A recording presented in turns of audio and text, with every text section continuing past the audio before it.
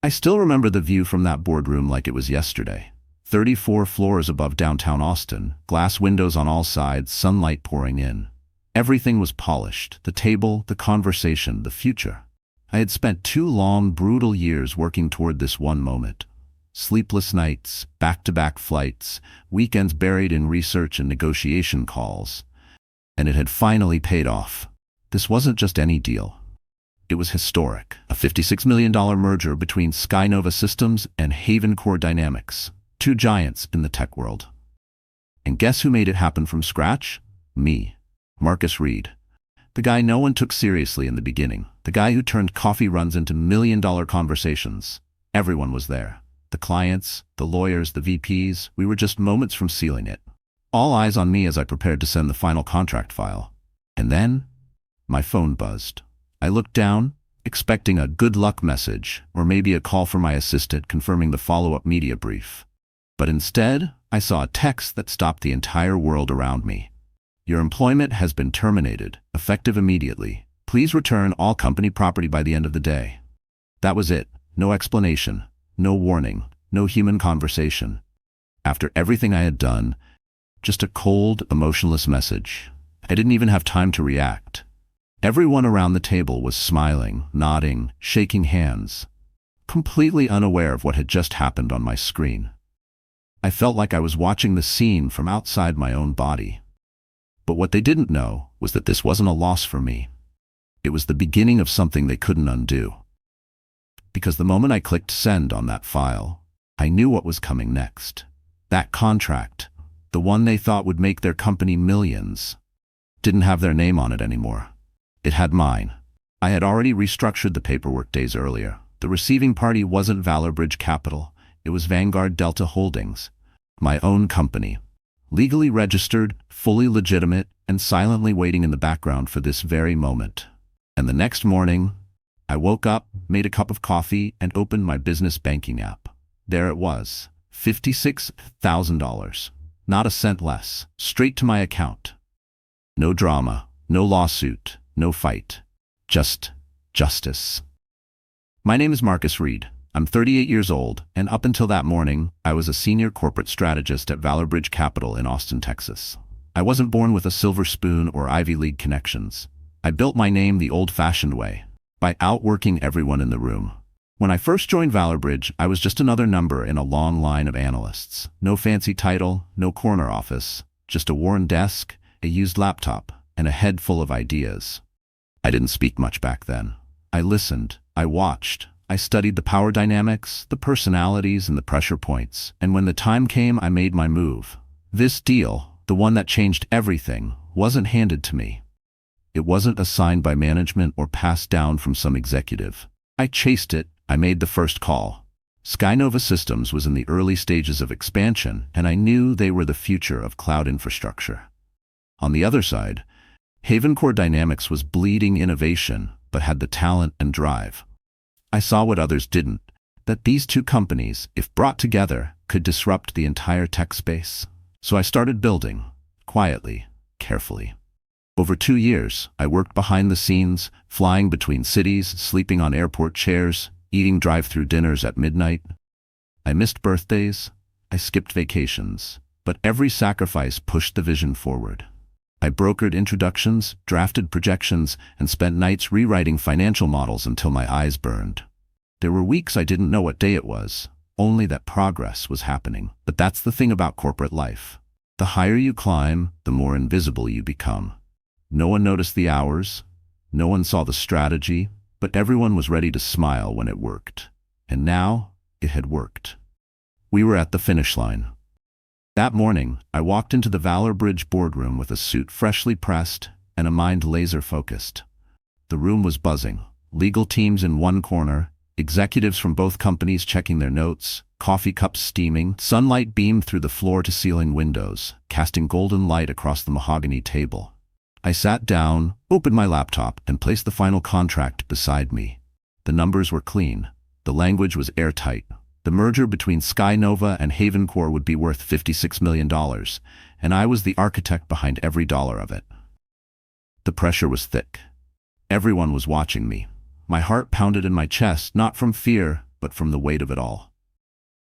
This was supposed to be the moment I was finally recognized, not just as a strategist, but as someone who delivered, someone who made it happen when no one else could.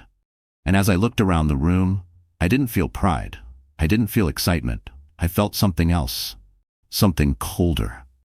Because deep down I knew, no matter how perfect the numbers, no matter how smooth the execution, I was never meant to be the hero of this story in their eyes. They wanted the deal. But they didn't want me. Not really.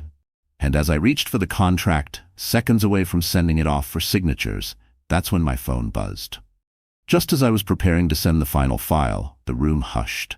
A few executives leaned in, whispering among themselves, waiting for the last click. It was almost theatrical, as if they all knew the spotlight was about to hit me. I adjusted my tie, exhaled slowly, and moved my hand toward the keyboard. And then, my phone buzzed. I barely glanced at it at first, expecting something routine, maybe a final review text from legal, or a note from Danielle upstairs checking the numbers one last time. But what I saw instead didn't even make sense. Your employment has been terminated, effective immediately. Please collect your belongings by EOD and return all company property. That was it. No greeting, no signature, no reason. Just a plain, heartless message from an HR number I didn't even recognize. I remember blinking, once, twice, hoping I'd read it wrong. I turned the phone over as if setting it down would undo the message. My fingers felt numb. My breathing slowed. The chatter in the room turned into background noise. I could hear them, but I couldn't register a single word. It was like the whole world narrowed into a single line of black text on a glowing white screen. Fired? Now? In the middle of this? I looked up slowly, trying not to show it on my face. No one else had seen the message, and I wasn't going to give them the satisfaction of seeing me break. Not here. Not in this room I had earned the right to sit in. Then I saw him, Thomas Carrington. He stood across the table, arms folded, jaw tight behind that fake smile he always wore. Slick gray suit, gold cufflinks, tie so sharp it looked like it could cut glass. He wasn't watching the deal. He was watching me. That's when it clicked. This wasn't a mistake. This wasn't random. This was calculated. Thomas had always seen me as a threat. Too young, too sharp, too ambitious for his liking. From day one, he kept me just close enough to make use of me, but never close enough to give me credit. He praised my work in front of clients, but mocked it behind closed doors. He copied my strategies and passed them off as his own. And every time I stepped forward with a bold idea, he made sure to remind the board that I was still learning. But today wasn't about teaching me a lesson. Today was about cutting me off before I got too powerful. He knew what this deal meant. He knew it would change my career, maybe even make me a name too big for him to control. And that's why he moved now. Not after. Not later. Now, while I was still in the middle of delivering everything, I watched him nod along as someone cracked a nervous joke. His laugh was too loud, too forced. His eyes flicked back toward me, just for a second, and I saw it. The smirk, the satisfaction. He thought he'd won. He thought I'd roll over, that I'd walk out humiliated while he reaped the benefits of my work. But what Thomas didn't know, and what no one in that room knew, was that the contract I was holding wasn't carrying the name Valorbridge Capital anymore. That little edit, that small legal update I made last week, it changed everything. And the file I was just about to send, it would still close the deal, but not for the company that had just fired me. It would close for mine, Vanguard Delta Holdings, and I couldn't wait to see his face when he realized what had just happened. A lot of people think revenge comes with fire and fury, shouting matches, slammed doors, lawsuits. But mine didn't need any of that. All it took was a single file. You see, just minutes before I received that cold little text telling me I was no longer employed, I had already sent the finalized contract to our legal team. It was done, signed, delivered. The deal was locked in. But here's the part no one in that room knew. The name at the top of that document wasn't Valorbridge Capital anymore. It was Vanguard Delta Holdings. Let me explain. Months earlier, something inside me started to shift. I had been watching the way Thomas moved, how he handled power, how he treated people who got too close to being irreplaceable. There were moments I'd catch him giving credit for my work to someone else in the room. Times he'd conveniently forget to CC me on emails I initiated. Subtle power plays. At first, I brushed it off, told myself I was being paranoid, but it wasn't paranoia, it was preparation. So I built a safety net, quietly and legally. Vanguard Delta Holdings, a name I created while sitting alone in my apartment one night, thinking, what if they try to cut me out at the last minute? I registered it in Delaware under a corporate trust, kept it clean, quiet, and completely separate from anything that would tie it to me on the surface. Just a shell, but one with the right licenses and structure to make it fully legitimate. I didn't tell anyone, not even Danielle, who I trusted more than most. This wasn't about sharing, it was about survival. Fast forward to the final week before the deal. I was reviewing the merger agreement one last time, and in that moment, when everyone else was celebrating early, I made a change. Just one line. Receiving entity, Vanguard Delta Holdings LLC. That's it. Not a paragraph. Not a rewritten document, just a name. But that name changed everything. Because the way the contract had been written, once signed and submitted to legal, it triggered an automatic release of funds from both parties involved. The money would go straight to the company listed as the deal executor. No back and forth, no opportunity to reverse or renegotiate. It was clean, seamless, and completely unnoticed. They never double-checked the header. They never thought I would be bold enough to alter anything that big, but they forgot who I was. I wasn't just some strategist who knew spreadsheets and forecasting models. I understood systems. I understood loopholes. I understood how to build deals so airtight that not even the CEO could untangle them once they were locked in. So when I hit send on that contract, I knew exactly what I had done. It wasn't out of anger, it wasn't out of spite, it was quiet, calculated, surgical, and the best part? It was completely legal. I hadn't stolen anything. I hadn't hacked into their systems. I hadn't forged a signature. I had simply used my knowledge and access to make a decision, one that protected my own work from being taken by people who didn't value me. It wasn't personal. It was business, just like they always said. And by the time they realized that $56 million was headed somewhere else, there was nothing they could do. Not a single thing. It didn't start with the text. That was just the final blow. The real attack had started months earlier, slow, quiet, under the radar, just like most corporate betrayals. About 6 months before the deal was set to close, I started noticing things. At first, they were subtle. A comment here, a missing email there. I'd lead a project, crush the results, and yet in the boardroom, it was always Thomas's leadership that got praised. My name started disappearing from presentations I created. My updates would accidentally get overwritten. Credit kept slipping from my hands, right into his lap. Thomas Carrington, the CEO who couldn't build a strategy if his life depended on it, had started playing chess. And I was the piece he wanted off the board. Thomas always had a way of smiling while cutting you down. That fake, polished look with his designer suits and rehearsed confidence. On the outside, he was all about innovation and team building. But underneath, insecurity. A man obsessed with control. He wasn't just threatened by people like me. He was terrified of them. I was younger, sharper, and I had the numbers to back it up. And he knew it. The higher I climbed, the more he tried to clip my wings. I remember one meeting in particular. I had just finished laying out a growth model that would have saved us nearly $4 million annually. The board was nodding, intrigued. I saw the excitement on their faces. But before they could even ask questions, Thomas jumped in. Good points, Marcus, but we'll need to vet those assumptions further. Let's not move too fast. And just like that, he dismissed the entire plan. 2 weeks later, he pitched the exact same model, word for word, renamed it the Carrington Strategy, and the board applauded. That was the moment I realized this wasn't just about control anymore. It was about elimination. Luckily, I wasn't completely alone. Danielle Cross, Senior VP of Corporate Development, saw what was happening. She wasn't just smart, she was honest. One of the very few people in that company who didn't wear a mask. She pulled me aside after a late-night strategy session, her voice low, her expression serious. Marcus, listen, they're planning something. I don't have the full picture yet, but I've heard Thomas is working on a way to cut you out before the deal closes. They don't want you to be the face of this win. At first, I didn't want to believe her, but deep down I knew. Her warning wasn't paranoia, it was confirmation. So I started planning, not with fire, not with anger, with structure. I quietly contacted a corporate attorney I trusted in New York. We spoke in code. I told him I needed to form a company, something flexible, low profile, untraceable. He suggested Delaware, clean laws, confidential structure, no red flags. That's how Vanguard Delta Holdings was born. I gave it a generic name, appointed a legal proxy, opened a private business account. No press releases, no LinkedIn update, nothing that could tie it to me directly.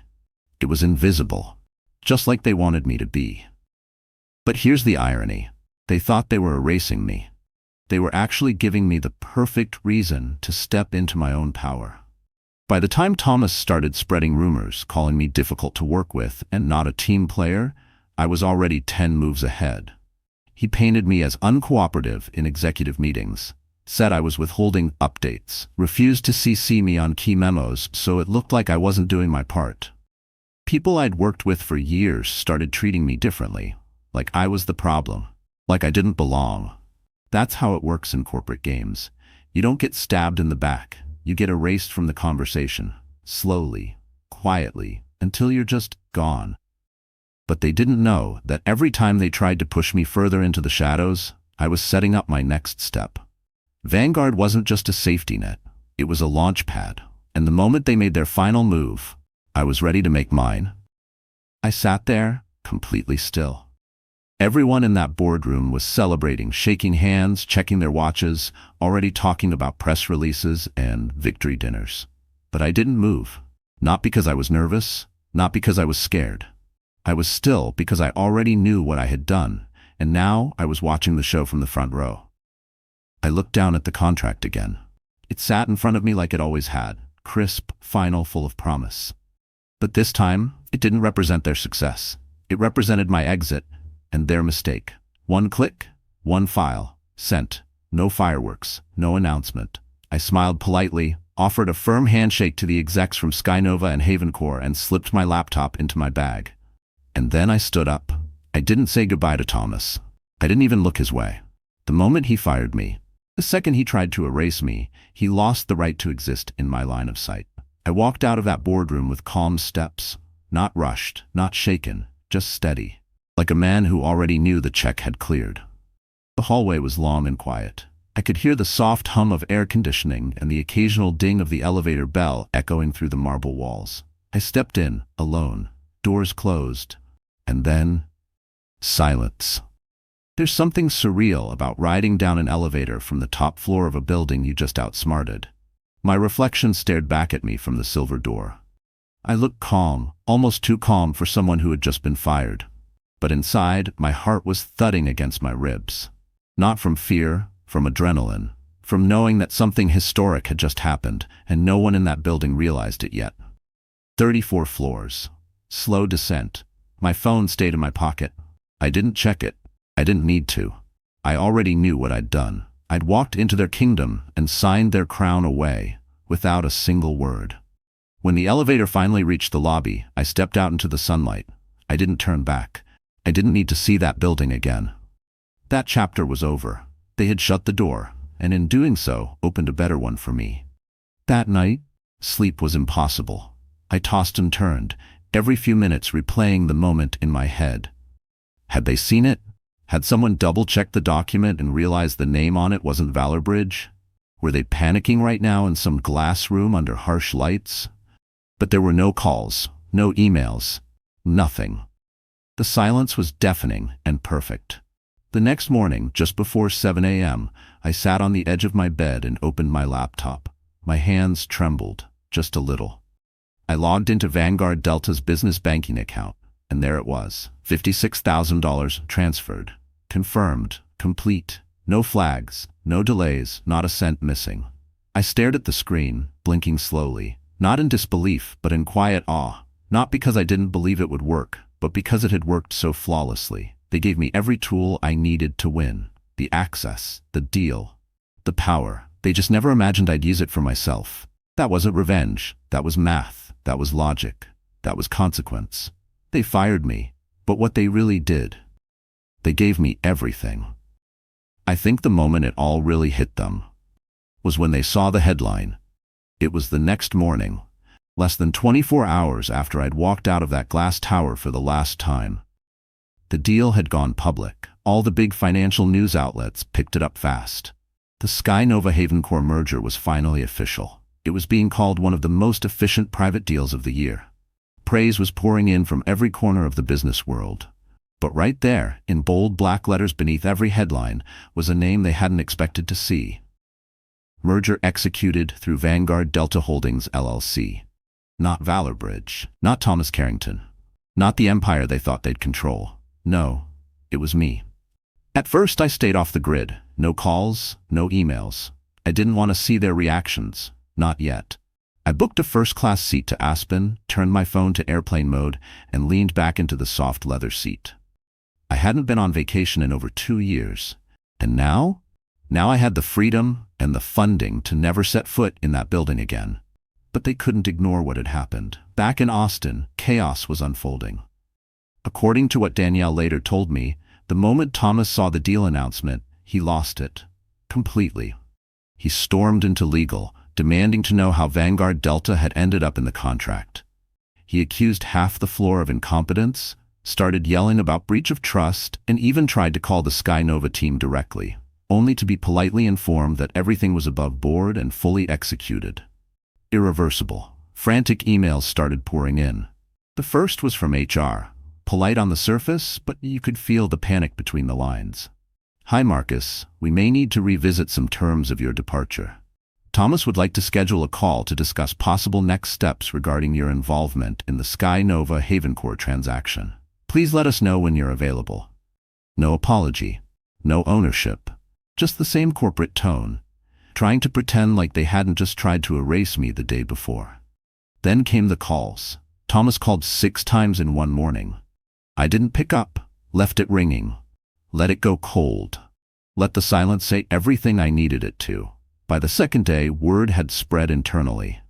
People were whispering in hallways. Some of the junior partners started reaching out, not to congratulate me, but to quietly say, "I always knew you were smarter than him."